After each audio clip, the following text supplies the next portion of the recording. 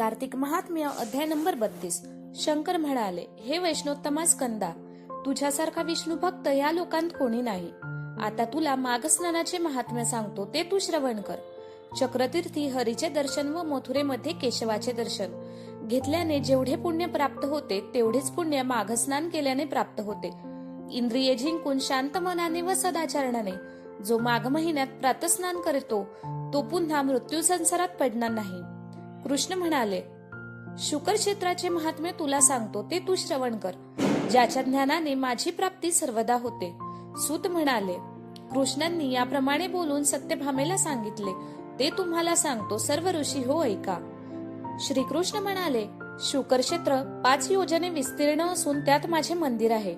हे देवी, त्या क्षेत्रात राहणारा गदर्भ असला तरी मुक्त होऊन चतुर्भुज होतो। 3000 हात लांब व 303 हात रुद्र असे शुकर क्षेत्राचे परिणाम आहे। 60,000 वर्षे दुसरे ठिकाणी तप केल्याने मिळणारे फळ शुकर क्षेत्रात अर्धप्रहर तप केल्याने मिळते। सूर्यग्रहणाच्या वेळी कुरुक्षेत्रामध्ये तुला पुरुषदान केल्याने जे फळ मिळते त्याचे 10 पट काशीत मिळते व 100 पट कृष्णावेणी तीरी मिळते।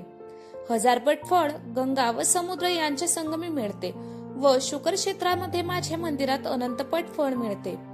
इतर ठिकाणी लक्षदान दिले असता जे पुण्य ते शुकर क्षेत्री एकदा दान दिल्याने मिळते।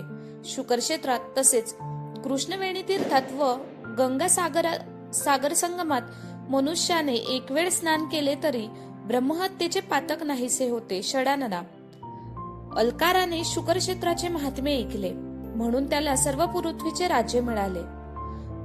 याकरिता हे षडानना, तू मार्गशीर्ष शुद्ध द्वादशीला तेथे जा। इति श्री कार्तिक महात्म्य द्वांत्रिशोऽध्याय समाप्त। धन्यवाद।